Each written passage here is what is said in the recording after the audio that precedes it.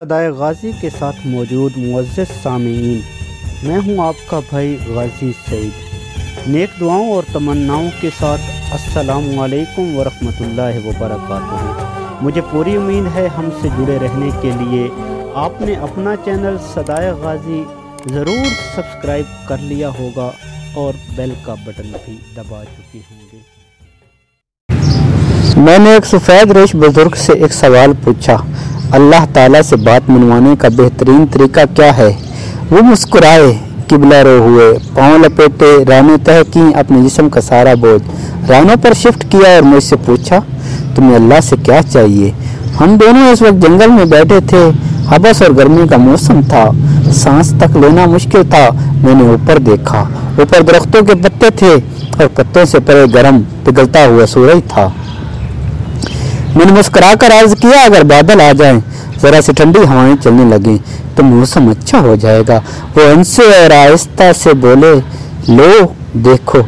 وہ اس کے بعد بیٹھے بیٹھے رکوع میں جھکے اور پنجابی زبان میں دعا کرنے لگے، اللہ جی کاکے کی دعا قبول کر لے، اللہ جی ہماری سن لے۔ وہ دعا کرتے جاتے تھے اور روتے جاتے تھے۔ پہلے ان کی پلکیں گیلی ہوئیں، پھر ان کے منہ سے سسکیوں کی آوازیں آئیں اور پھر ان کی آنکھیں چھم چھم برسنے لگیں۔ وہ بری طرح رو رہے تھے۔ میں نے ان کی حالت دیکھ کر پریشان ہو گیا۔ میں نے زندگی میں بے شمار لوگوں کو روتے دیکھا، لیکن ان کا رونا عجیب تھا۔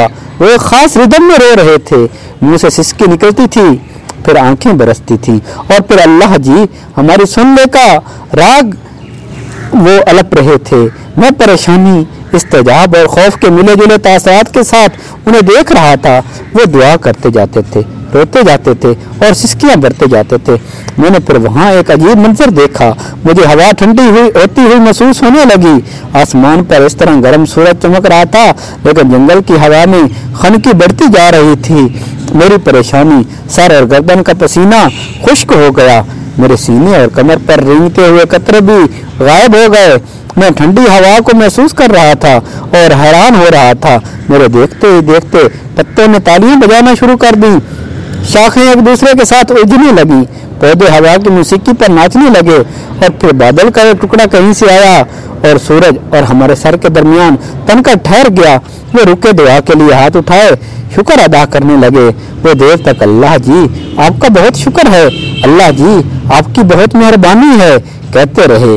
وہ دعا سے فارغ ہوئے، ذرا سا اوپر اٹھے، ٹانگیں سیدھی کی اور منہ میری طرف کر کے بیٹھ گئے۔ ان کی سفید داڑھی آنسوؤں سے تر تھی۔ انہوں نے کندھے سے رومال اتارا، داڑھی خشک کی، پھر بولے، دیکھ لو اللہ نے اپنے دونوں بندوں کی بات مان لی۔ میں نے ان کا ہاتھ پکڑا، چوما اور پھر عرض کیا، بابا جی لیکن اللہ سے بات منوانے کا فارمولا کیا ہے؟ اللہ کب، کیسے اور کیا مانتا ہے؟ وہ مسکرائے، شہادت کی دونوں انگلیاں آنکھوں پر رکھی اور پھر بولے، یہ دونوں آنکھیں فارمولا ہیں۔ میں خاموشی سے ان کی طرف دیکھتا رہا۔ وہ بولے، میں نے یہ فارمولا اپنی ماں سے سیکھا۔ میں بچپن میں جب بھی اپنی ماں سے کوئی بات منوانا چاہتا تھا، میں رونے لگتا تھا۔ ماں سے میرا رونا برداشت نہیں ہوتا تھا، وہ تڑپ اٹھتی تھی، وہ مجھے گود میں بھی اٹھا لیتی تھی، مجھے چومتی بھی تھی، میری آنکھوں بھی صاف کرتی تھی اور میری خواہش، میری ضرورت بھی پوری کرتی تھی۔ میں ماں کی اس کمزوری کا جی بھر کر فائدہ اٹھاتا۔ میں رو رو کر اس سے اپنی پسند کے کھانے بھی بنواتا، اس سے نئے کپڑے اور نئے جوتے بھی لیتا اور کھیلنے کے لیے گھر سے باہر بھی جاتا۔ وہ رکے اور پھر آہستہ سے بولے، میں نے جب مولوی صاحب سے قرآن مجید پڑھنا شروع کیا تو مولوی صاحب نے ایک دن فرمایا، اللہ تعالیٰ انسان سے 70 ماؤں سے زیادہ پیار کرتا ہے۔ یہ فکر سیدھا میرے دل پہ لگا اور میں نے سوچا، میں رو کر اپنی ایک ماں سے سب کچھ منوا لیتا ہوں، میں رو کر اپنی ایک ماں سے سب کچھ منوا لیتا ہوں۔ اللہ اگر مجھ سے 70 ماؤں جتنی محبت کرتا ہے تو پھر میں رو کر اس سے کیا کیا نہیں منوا سکتا۔ وہ رکے اور بولے، بس وہ دن ہے اور آج کا دن ہے، میں روتا ہوں، اللہ کی ذات میں 70 ماؤں کی محبت جگاتا ہوں، میری ہر خواہش، میری ہر دعا قبول ہوتی ہے۔